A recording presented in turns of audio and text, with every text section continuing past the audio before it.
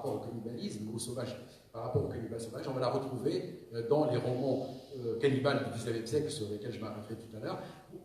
Ça montre bien en fait ce double mouvement. À la fois on veut détruire l'autre parce que c'est la pire des monstruosités, mais en même temps quand même on veut le sauver. On veut le sauver, le civiliser ou le christianiser ou des choses comme ça. En déniant toute humanité à Caliban, en le chargeant de tant de détestation, Prospero, et c'est là où on voit que va jouer justement l'ambivalence de l'altérité-identité. Donc même dans les situations les plus, disons, d'opposition de l'un par rapport à l'autre, Prospero va malgré tout montrer son obsession pour Caliban. Caliban est peut-être cette part de Prospero, justement, qui n'a pas su éduquer, convertir à ses ambitions spirituelles. La découverte de l'autre face sombre de soi révèle à un Prospero déstabilisé un Caliban en lui-même. Elle le prédispose à abandonner sa métaphysique de l'unité et de la perfection pour une autre métaphysique plus ouverte, une métaphysique cannibale qui accepte de se nourrir de l'identité de l'autre. Donc, en tout cas, c'est la lecture qu'on peut faire de la pièce de Shakespeare qui montre que même dans les situations où il y a une opposition irréductible entre l'un et l'autre, finalement, il y a le trouble qui s'insinue, et puis finalement, voilà, Caliban devient un peu le miroir de Prospero, et Prospero va, au fond, oui, bien sûr, mais c'est vrai que l'issue de la pièce de Shakespeare, elle est à l'avantage de Prospero. Mais justement, si on s'arrête très rapidement à deux autres auteurs plus contemporains, par exemple Aimé Césaire, Aimé Césaire ou bien Glissant, donc disons les deux aspirateurs du récit postcolonial, disons,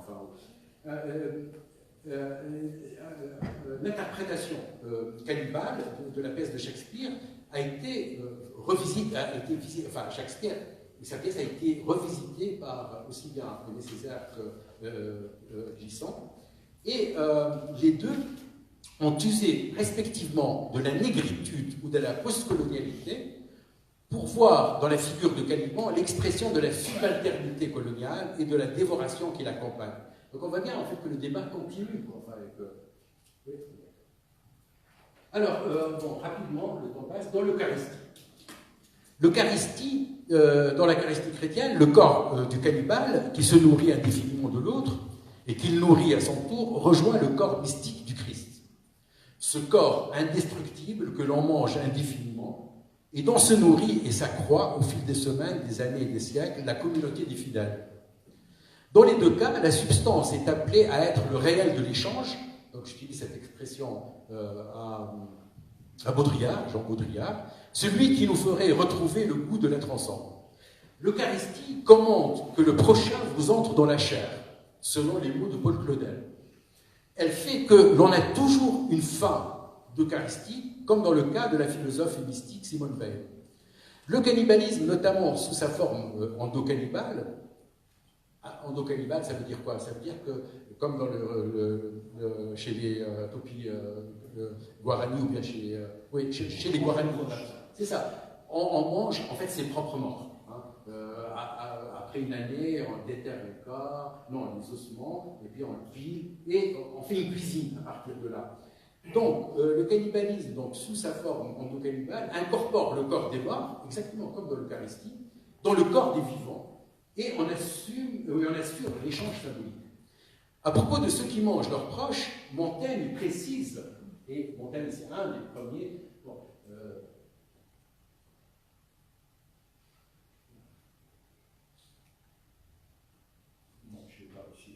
Montaigne, à propos des cannibales, donc, précise que les cannibales, à travers le cannibalisme, ils le font pour exprimer leur foi et leur amour en leurs proches. Les morts reprennent vie dans les vivants. Leur transsubstantiation, et on est là vraiment dans la figure de la transsubstantiation, leur transsubstantiation en chair vivante s'effectue grâce à l'incorporation orale des parents. Bref, aussi bien dans le cas de l'Eucharistie que dans celui du cannibalisme, on communie avec un être social, global, une communauté universelle.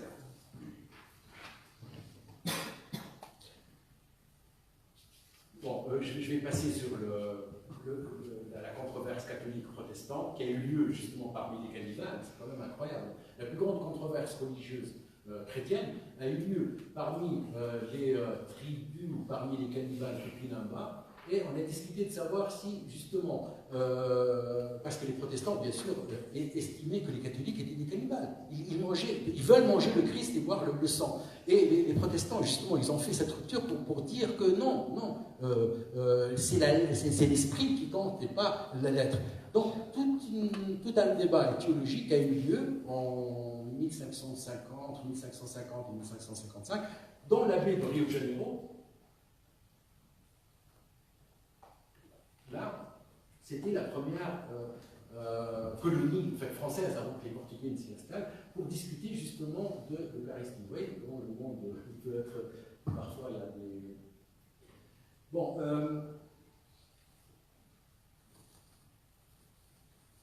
D'accord. Donc,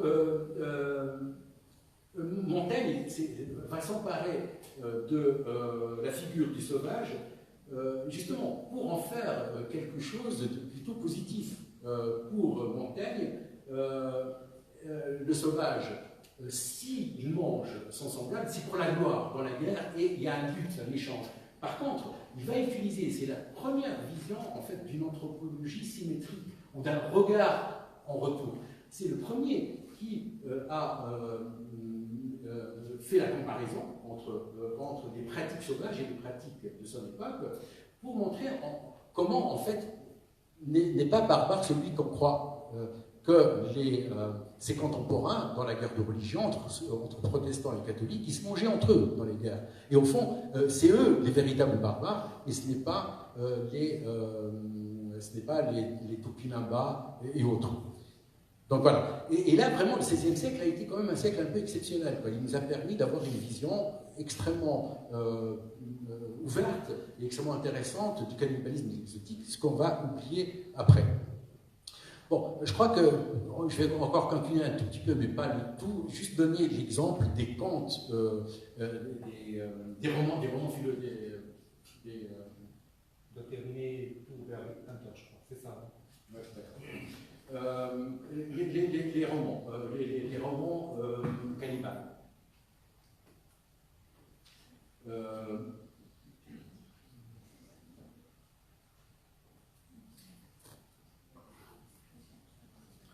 Donc, bon, ce qui va prédominer au-delà de la vision de Montaigne, mais aussi de Jean Belléry, que j'ai cité tout à l'heure, ce qui va prédominer à partir du XVIIe et surtout du XIXe, le siècle colonial par excellence et l'impérialisme, ce qui va prédominer, donc c'est l'image, l'imagerie plutôt du cannibale, intrinsèque par définition, et d'autant plus que le XIXe siècle, qui va racialiser, qui va donner des explications physiques, il va vraiment enraciner le cannibalisme dans une vision presque animale.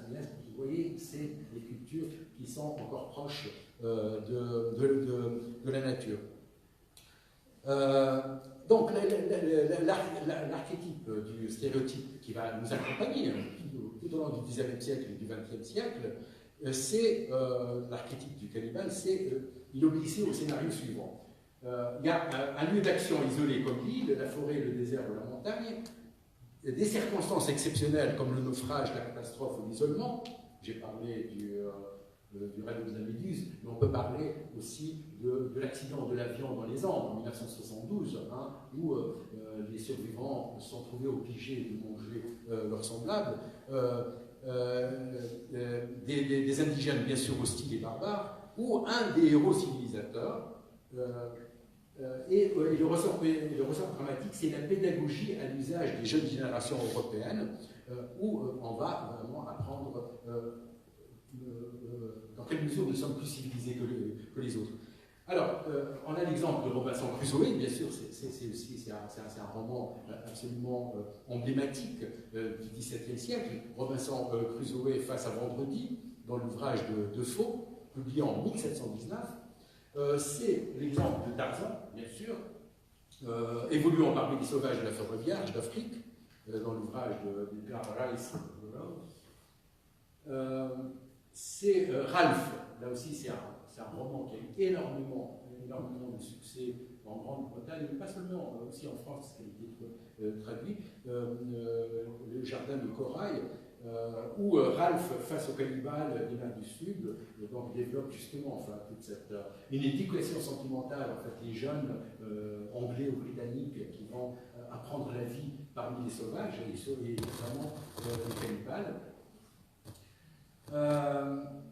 Dans le domaine francophone, nous avons toute une série aussi de représentations. Par exemple, nous trouvons la famille Fenouillard chez les Papous. C'est l'ouvrage de Christophe, précurseur de la bande dessinée, paru en 1899, où la famille Fenouillard chez les Papous, là où j'étais. Les stéréotypes qui étaient là. Voilà, la famille Bobichon, lors de l'exposition coloniale de 1931 d'André Hellé. Alors, et j'arrêterai là, ce stéréotype du cannibale a été repris par Roland Barthes dans ses mythologies, que vous connaissez, c'est un petit ouvrage, mais qui, justement, il s'attaque aux préjugés, il déconstruit au fond les mythes modernes, parce que c'est ça les mythologies, il déconstruit les mythes modernes, et il décrit le petit bichon que des parents imprudents, que des parents imprudents avaient emmené chez les nègres cannibales pour faire de la peinture. Et voilà ce qu'il dit en substance Barthes. Match nous a raconté une histoire qui en dit long sur le mythe petit bourgeois du nègre.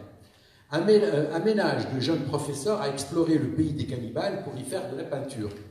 Ils ont emmené avec eux leur bébé de quelques mois, Bichon. On s'est beaucoup extasié sur le courage des parents et de l'enfant. Dans Voyage au bout de la nuit, le fameux livre, le fameux roman de Céline, publié en 1932, il décrit des situations, ça se passait dans les colonies, notamment en Afrique, parce qu'après un détour par New York, il revient à l'Afrique et il décrit un peu la situation coloniale. Alors, deux petits blancs au service des grandes compagnies de petits Togo apprennent la civilisation aux indigènes. Vous m'entendez, Bardabu?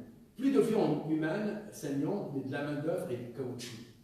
Donc voilà, je crois que je vais arrêter ici, parce qu'effectivement le temps passe, mais bon, enfin, disons, voilà, de toute façon le cannibalisme c'est ouvert, je vous invite à continuer à le prospecter. J'aurais bien voulu parler justement de Marx et de la critique du capitalisme, la critique situationniste, aussi du pouvoir, des Mauvorts, déjà les Grecs, mais aussi la Boétie, qui a utilisé dans la servitude volontaire pour montrer en fait comment les souverains mangent le peuple. Donc c'est juste pour dire que vraiment il y a toute une série de métaphores qui nous permettent de se prospecter notre modernité, de mieux comprendre un certain nombre de processus. Et bien sûr la guerre et le génocide, comme je l'ai tout à l'heure rappelé, à travers cette comparaison que j'ai faite. Voilà, en tout cas je vous remercie et j'espère que... Merci Manga. Merci pour cet exposé très riche. On est impressionné par l'ampleur du travail et puis par je dirais, la diversité des matériaux mobilisés, des textes anthropologiques, des textes littéraires, des films, des affaires judiciaires, toutes sortes de choses qui sont utilisées pour nous parler à la fois du cannibalisme comme métaphore et comme réalité à la fois, c'est-à-dire comme fait imaginaire, comme tu le dis, et comme fait réel. Alors moi je vais faire deux remarques par rapport à ces deux dimensions. La première chose, quand j'ai lu le livre, j'ai été étonné d'abord par, je dirais, quelque chose qui touche exactement au fait cannibale comme fait réel, quasiment. D'accord ? Je ne savais pas, par exemple, que nous disposons dans les récits des camps de concentration, dans les récits du Goulag, dans des travaux qui ont été écrits sur l'Ukraine d'après-guerre, etc., à quel point il y a des témoignages sur je dirais, sur le cannibalisme. Hein. À quel point, en fin de compte, il y a beaucoup d'histoires qui se racontent sur des hommes qui étaient dans la nécessité, par la faim, par toutes sortes de choses, de manger leurs semblables. Hein. Et je me pose la question, pourquoi, je dirais, derrière ça, si on n'en entend pas parler, c'est qu'il y a une sorte de déni, je dirais, quelque chose qui est quand même connu par, presque au moins, par les gens au moins qui ont travaillé sur ce genre de questions. Ça, par rapport au fait, je dirais, au cannibalisme factuel, réel. Mais je pense que l'intérêt du livre, moi, il me semble, il est surtout dans le côté ou dans l'aspect métaphorique du cannibalisme. Et ce que je trouve très intéressant, c'est que, à la fois, tu utilises cette métaphore qui nous permet en quelque sorte de parler de choses dont on ne pourrait pas parler autrement, qu'on ne pourrait pas penser autrement, mais en même temps, ce qui est intéressant, c'est que, je dirais, tu ne cèdes pas non plus à la facilité. C'est-à-dire que tu n'es pas dans le tout cannibale non plus. Hein. C'est-à-dire que tu insistes beaucoup sur le fait que c'est vrai que la cuisine pourrait être abordée, je dirais, par le prisme du cannibalisme, que Salvador Dali peut être lu par ce prisme-là, que le don d'organe peut être interprété à travers ce prisme aussi, mais que, par exemple, le génocide, que la violence génocidaire ne peut pas exactement, n'est pas passible, je dirais, ne peut pas passer par ce filtre du cannibalisme, ne peut pas être interprété à la lumière du cannibalisme. Et je trouve ça très intéressant parce que tu montres à quel point, en quelque sorte, hein, le génocide, à la limite, même s'il partage avec le cannibalisme le fait qu'il soit un fait culturel, quelque part, ne lui ressemble pas du tout. Parce qu'exactement, dans le génocide, il n'y a pas cette reconnaissance d'humanité de l'homme, hein, qui est à l'origine du fait cannibale, au moins tel qu'on le raconte dans les récits des voyageurs et dans les travaux des anthropologues qui ont pu exactement connaître ces mondes-là. Alors, tu insistes beaucoup sur le fait que, par exemple, dans la pratique génocidaire, il y a le secret, il n'y a pas la publicité, il y a un tas d'éléments, voilà, qui te permettent de déconstruire en quelque sorte ce parallèle facile entre exactement cannibalisme et sauvagerie et de mettre, voilà, d'associer en quelque sorte le génocide à une forme de cannibalisme. Troisième chose que qui m'a vraiment interpellé, que je trouve très intéressante à reprendre, peut-être dans le débat, c'est la question de ce parallèle que tu fais entre le cannibalisme et l'hospitalité, si j'ose dire. Le fait d'accueillir l'autre en soi, presque. Parce que le cannibale, c'est ça, c'est quoi? C'est ce qui fait place en lui, je dirais, à un corps étranger, et qui exactement supporte cette présence de l'intrus. Et le parallèle que tu fais autour de ça, enfin, c'est-à-dire l'usage de cette métaphore pour penser ce rapport entre l'intrusion et l'hospitalité, qui est, je dirais, une dimension fondamentale, enfin, de l'humain en quelque sorte, hein. Accepter l'autre et à la fois le garder sur la porte quelque part, hein, lui réserver un espace propre, éviter que sa présence n'altère ma propre identité, tous ces enjeux-là qui sont fondamentaux, d'accord, dans la question de l'hospitalité, que tu abordes par exactement ce parallèle entre le greffé et le cannibale. Je trouve ça vraiment, je dirais, lumineux, et ça nous éclaire beaucoup exactement sur cette productivité, comme tu l'as dit, de la métaphore cannibale. Alors je vais terminer par une question très rapidement, qui est la suivante. Toi, tu fais l'hypothèse que le cannibalisme est un fait de culture. Hein, c'est ça. C'est-à-dire que, contrairement à ce qu'on dit toujours, c'est exactement la sauvagerie, je dirais, par excellence, c'est pas du tout. Tu dis que, au moins les témoignages dont nous disposons sur le cannibalisme montrent que c'est exactement, c'est ritualisé, c'est codifié, etc. Et qu'on n'est pas du tout dans le règne dans l'empire de la nature, on est dans quelque chose de tout à fait culturel. Alors, si tel est le cas, ma question est la suivante. Tu as évoqué ça très rapidement, mais tu n'as pas eu le temps de revenir là-dessus. Peut-être je te donne une perche pour en parler un peu plus, d'accord? Si tu as encore le temps de parler.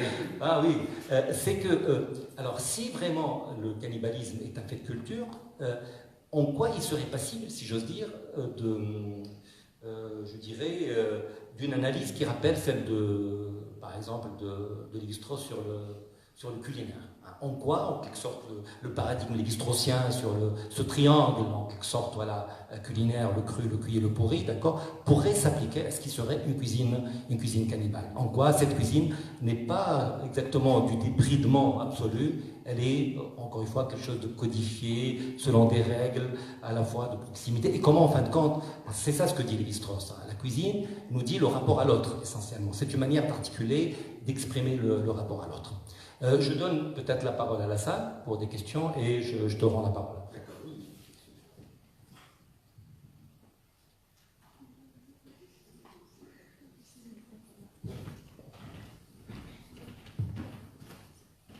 bonsoir tout le monde. Déjà, je vous remercie pour cette présentation qui était excellente avec Lemsi. Et moi, j'ai pas encore lu le livre, j'ai pas encore eu l'honneur de le lire. Par contre, j'ai bien aimé ce que vous avez présenté, cette controverse et cette composition entre le terrain qui n'est pas ordinaire à l'anthropologie ou à la démarche anthropologique, qui part de la littérature, des romans, etc., mais qui arrive à des théories purement au corps de l'anthropologie. Ma question, par contre, serait très différente de ce que je viens de dire. Elle concerne la motivation personnelle qui a fait, le déclic qui a fait que vous avez choisi de travailler sur le cannibalisme. Ben, je vous remercie. C'est une accusation, ça.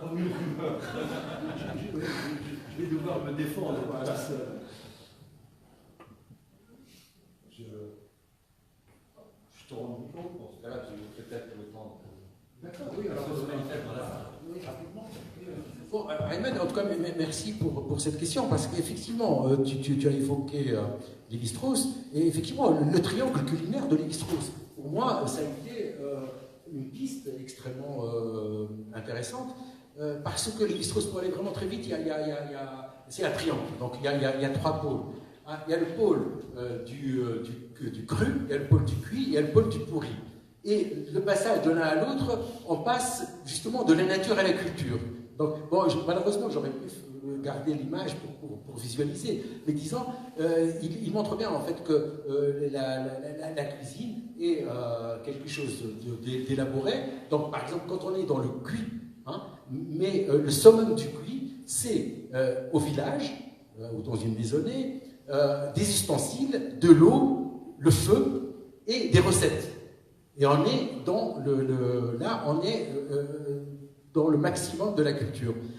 Dans le rôti, on est dans la culture, mais c'est moins culturel que le cuit. C'est moins élaboré. À la khatam, par exemple, justement, on fait un braisero et puis on fait cuire de la viande, mais il n'y a pas une élaboration, il n'y a pas d'ustensile, il n'y a pas d'intermédiaire, peut-être un peu d'épices. Voilà. Et bon, je ne parle pas du pourri, ça complique, mais disons le cru. Alors le cru, c'est justement là où il n'y a pas du tout de médiation culturelle. Et moi, en fait, qu'est-ce que j'ai fait parce que moi, dans ma vie, et je le suis toujours, en partie structuraliste, pour moi, c'est un peu structuré, même si je suis pour l'histoire et l'ouverture historique, et on a beaucoup critiqué Lévi-Strauss à cause de son structuralisme ahistorique, j'ai trouvé que la manière dont que le structuralisme peut fonctionner sur certains plans, et notamment sur ce plan-là.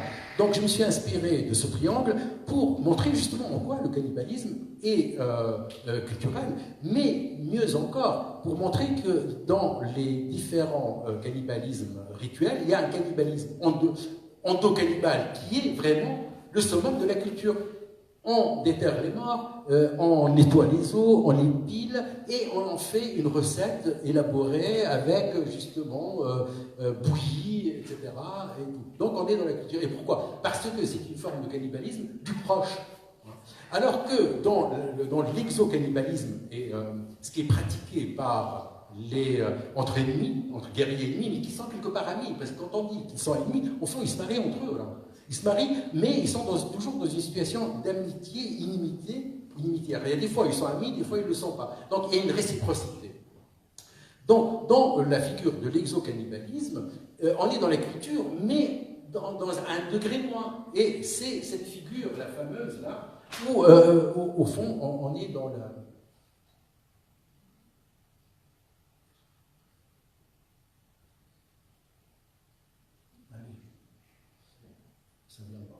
Voilà.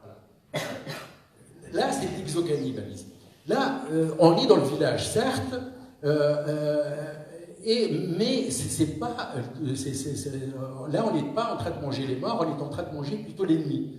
Donc, c'est un degré moindre de culture.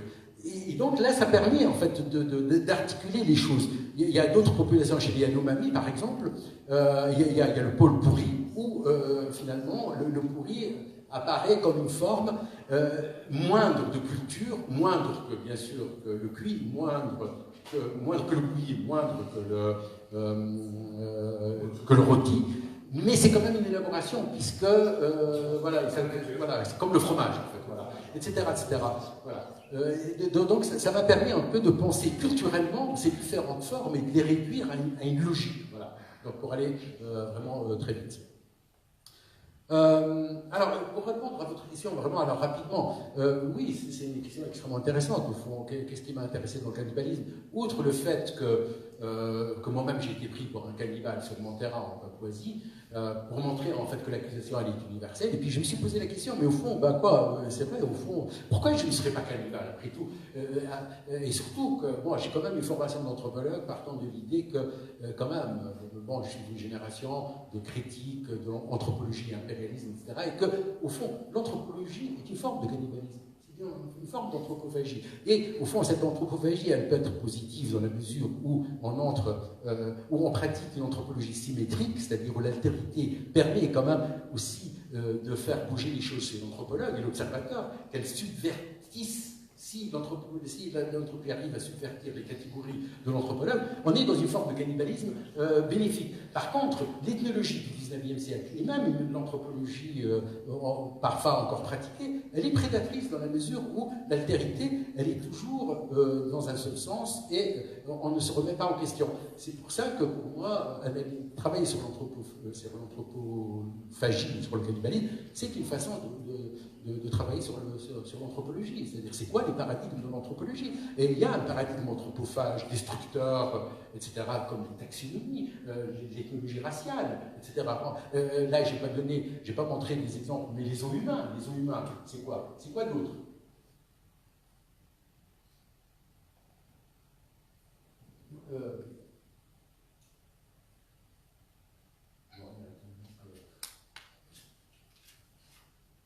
Bon, enfin, les humains, donc tout ce qu'on a développé au XIXe siècle pour mettre en scène, en fait, les indigènes, hein, ils venaient d'un peu partout, c'est une forme de cannibalisme. Et on a même à Neuchâtel, donc en Suisse, le musée d'ethnographie de la ville de Genève, il avait organisé en 1984, je crois, il a appelé le musée cannibale. Et c'est vrai, l'anthropologie et la muséographie a pendant longtemps été une forme de cannibalisme. Donc en fait, le cannibalisme nous permet aussi de comprendre les catégories de l'observateur, c'est-à-dire qu'on subvertit les catégories de l'observateur et montrer en quoi l'anthropologie est cannibale, mais je dirais dans le mauvais sens, c'est-à-dire elle est prédatrice, c'est pas le cannibalisme des Tupinamba, où il y a une sorte de réciprocité, et comme tu disais tout à l'heure, où il y a vraiment une promesse de réciprocité. Dans le cannibalisme, il y a de l'amitié. C'est-à-dire on reconnaît l'humanité chez l'autre, même si on va le manger. C'est-à-dire si on le mange, c'est parce qu'il est humain. Dans les génocides, pas du tout, justement. C'est parce qu'on refuse l'humanité à l'autre qu'on le met dans un camp de concentration et qu'on le brûle. C'est par ligne. Il devient un chiffre. Il devient un chiffre, un objet. Oui. On parle de pièces, voilà, les pièces, quoi. C'est comme ça que les Allemands ont compté les pièces après, quand ils sortaient les corps calcinés, quoi.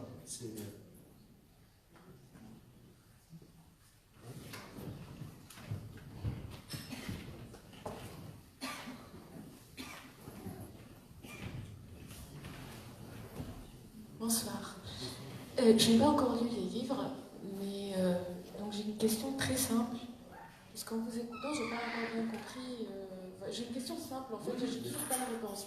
Est-ce que vous pouvez me dire tout simplement, donc dans le cannibalisme, symboliquement, il s'agit de tuer l'autre pour le manger, ou manger l'autre pour le tuer? Parce que, à ce que j'ai compris, donc c'est dans le génocide que le but du génocide, c'est le meurtre, donc de faire disparaître l'autre.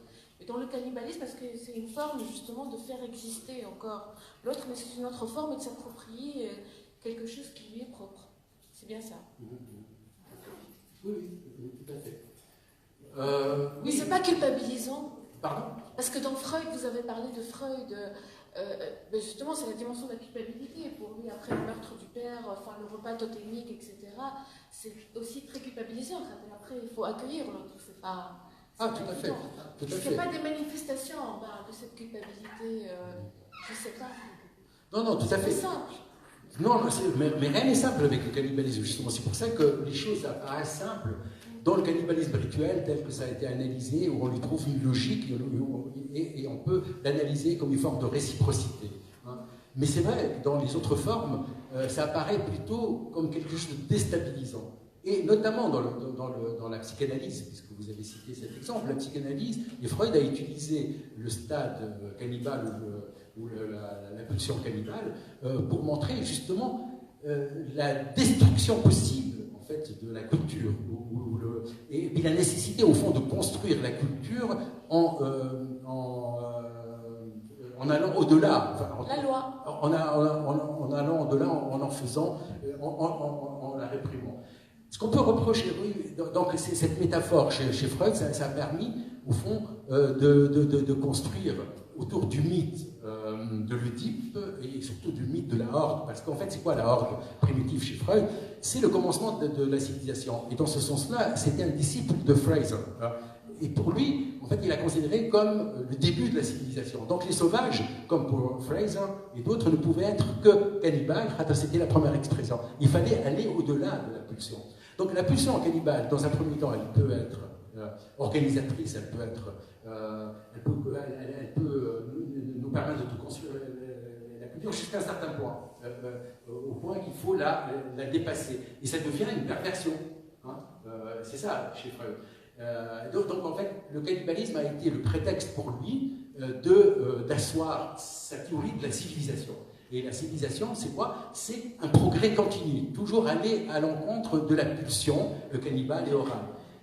Pourquoi pas? Bon, il a pu construire sa théorie. Mais moi, je prétends dans mon livre, en fait, que Freud n'avait pas besoin de la théorie de la horde, et il n'avait même pas besoin du cannibale.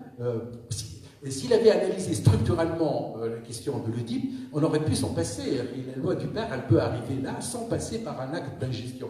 Mais il a été obligé de l'utiliser parce que c'est un évolutionniste.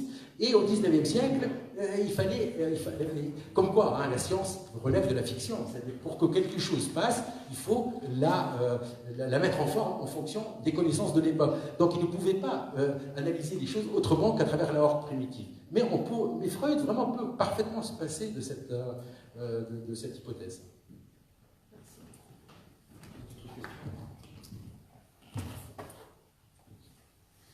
Alors merci pour la présentation, c'était très intéressant de parler de ça. On n'a pas parlé de ça en classe déjà. En fait, vous avez parlé d'un cadre de exotisme versus modernité et hypermodernité. Donc ma question est où est-ce qu'on peut trouver le cannibalisme maintenant? Est-ce que ce fait réel à la fois et imaginaire disparaît là maintenant dans un cadre de modernité et d'hypermodernité, puisqu'on ne parle que de ces parallèles de la génocide ou bien du don d'organes? Est-ce que le cannibalisme en tant que fait réel a encore une place dans l'analyse peut-être de la culture, comme vous avez précisé, ou pas? Oui, alors donc, comme je le disais, j'ai essayé d'aller au-delà de l'opposition réelle-imaginaire pour montrer que le cannibalisme en fait peut prendre différentes formes, pas nécessairement la mendication. Par exemple, dans le capitalisme, quand on utilise la métaphore, le patron qui suce le sang de l'ouvrier, etc. Donc, en fait, ce qui m'intéresse, c'est de montrer en fait, qu'il y a des processus qui nous permettent d'analyser la manière dont on articule son rapport à l'autre, et notamment dans le domaine de l'économie. Hein. Et au-delà, c'est pour ça que j'ai dit que la définition stricte, physique, de la cannibalisme ou de l'anthropophagie comme modification de l'autre, de l'humain par l'humain, n'est pas pertinente, hein, parce que ce n'est pas nécessairement toujours de la modification. Hein, c'est d'autres processus, mais qui ne sont pas moins redoutables, hein, puisqu'ils produisent des destructions. Hein. Ils produisent des destructions.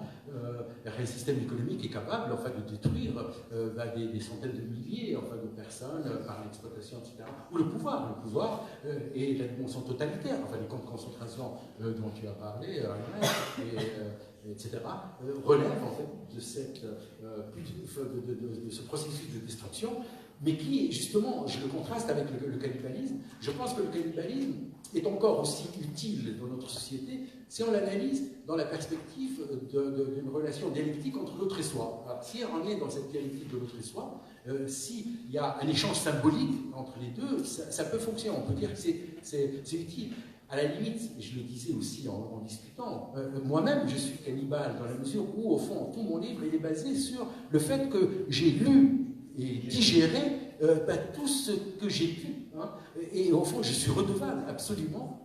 Mon analyse est redevable à ce que j'ai pu ingurgiter. Et c'est grâce, en fait, à l'esprit des autres que je peux prétendre parler.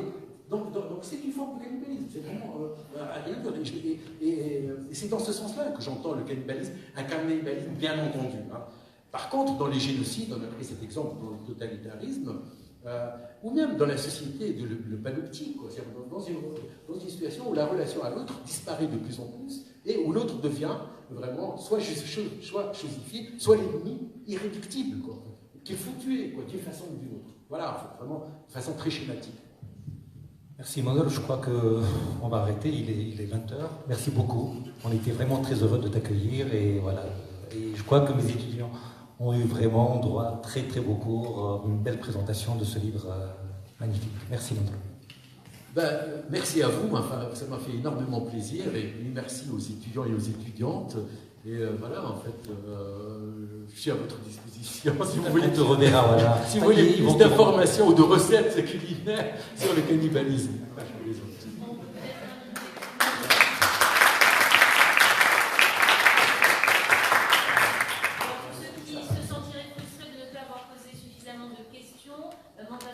Sera à l'IRLC mercredi à partir de 17h30 et un temps pour les questions sera là aussi disponible. Donc n'hésitez pas à nous rejoindre à l'IRLC à Mutuelle le mercredi. Merci. Voilà.